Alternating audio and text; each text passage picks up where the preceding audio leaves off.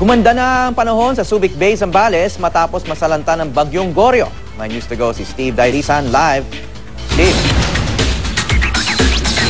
Howie, kung minsan na maaraw, kung minsan naman makulimlem, ganyan nalagay ng panahon ngayon dito sa probinsya ng Zambales, isang araw matapos dumaan ang Bagyong Goryo. Pero maswerte pa rin daw sila dahil hindi naging mapaminsala ang huling bagyo para sa buwan ng Hunyo. Gayunman, magiging sukatan daw nila ito ng paghahanda para sa mga paparating pang bagyo.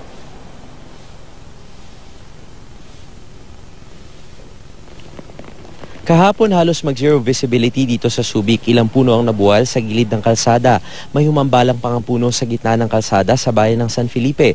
Hindi rin nakapalaot, Howie, ang mga mangingisda kaya mistulang parking lot ang Subic Bay ng iba't ibang uri ng bangka. Ngayon, balik na sa normal rito. May pasok na sa eskwela matapos tuloy ang alisin ng Pag-asa ang storm warning signal kahapon.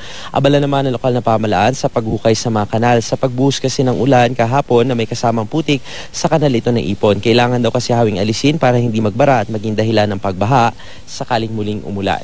Samantala, Howie, dahil medyo maaraw na nga dito sa probinsya ng Zambales ay sinagawa na kaninang umaga ang oath-taking ng mga bagong halal na opisyal mula sa mga mayor hanggang sa kanilang gobernador sa provincial capital. Itinaon na raw nila yan ngayong unang araw ng kanilang pasok ngayong Lunes. Howie. Maraming salamat, Steve Dailisan.